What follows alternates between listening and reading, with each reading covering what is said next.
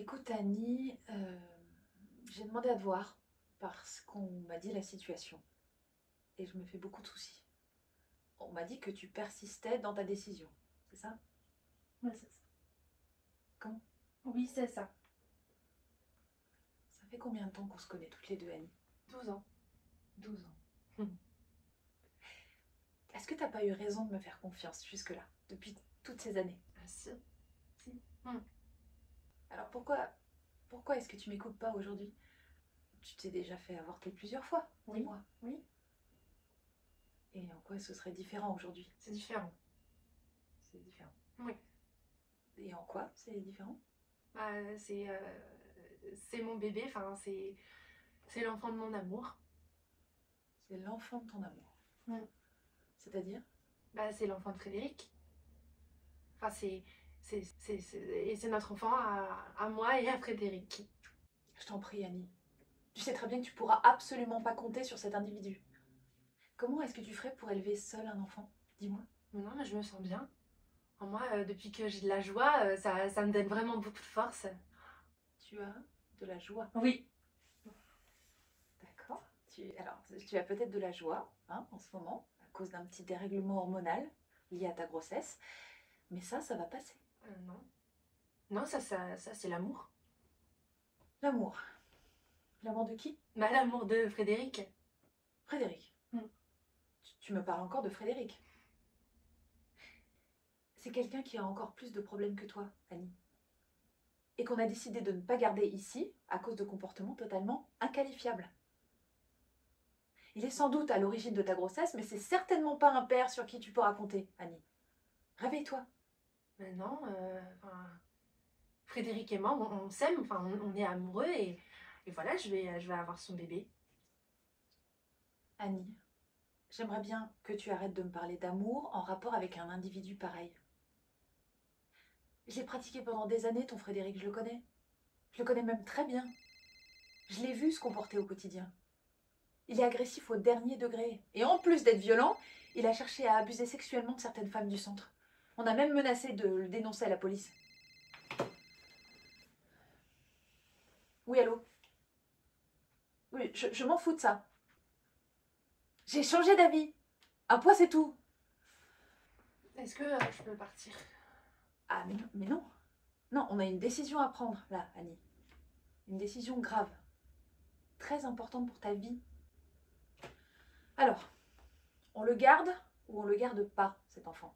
Bah, Frédéric et moi, on a décidé de le garder.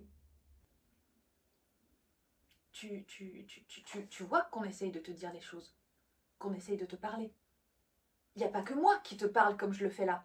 Tout le monde que tu connais te dit ce que je suis en train de te dire, avec les mêmes mots. Tout le monde te dit que tu cours au devant d'une très grande tragédie, que tu vas être très malheureuse, que tu vas souffrir. Mais non, depuis que j'ai de l'amour, moi, je me sens très très heureuse. Mais ça n'existe pas l'amour, Annie, merde! C'est des inventions, ça! C'est dans la tête, c'est des délires! C'est pas beau, l'amour, il faut arrêter avec ces conneries, là! L'amour, ça fait faire plein de choses complètement insensées et dangereuses. Ça met les individus en péril. La preuve. Réveille-toi, Annie. Tu mets ta vie gravement en danger. Mais non. Tu es en danger, Annie! Mais non. Frédéric, il est fort, il va nous protéger. Annie, tu es amoureuse d'un détraqué.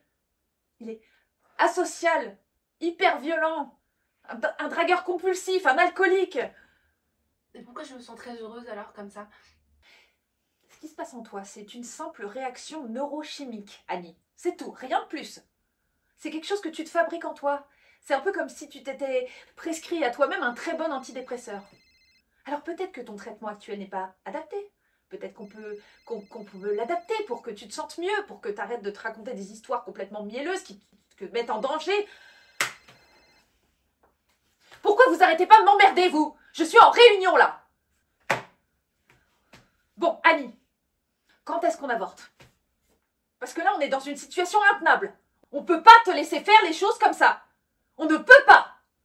On ne peut vraiment pas. Mais non, tout va bien se passer. Tout va bien se passer, je me fais pas autant de soucis que vous, moi. Ça va bien se passer. Oui, ça va bien se passer. Parce que j'ai l'amour.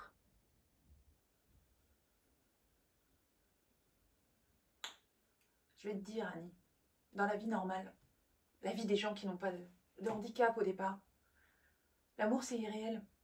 L'amour c'est un concept. Ce que les gens ils appellent l'amour en général, bah, c'est comme l'alcool ou la drogue. Et quand on se réveille de l'amour, après 3 mois ou 3 ans ou 15 jours, bah, on se rend compte qu'on a déliré, qu'on a fantasmé, que c'était nul, que l'autre est nul, ou qu'il est con, ou je sais pas, ou qu'il sent très mauvais. Et on se demande pourquoi on a fait une chose pareille. Parce que le bonheur, il faut le chercher en soi, pas chez les autres. Et surtout, surtout pas dans l'amour. Ah oui, mais la différence, c'est que Frédéric et moi, on s'aime en fait. Vous comprenez qu'on est amoureux. Et que c'est très sérieux parce que on a décidé que ça allait durer toute notre vie. Pas seulement un petit peu, mais vraiment toute notre vie. Est-ce que je peux partir? Ouais, vas-y. Vous savez, faut pas vous faire de soucis. Tout va bien. Parce que je suis heureuse.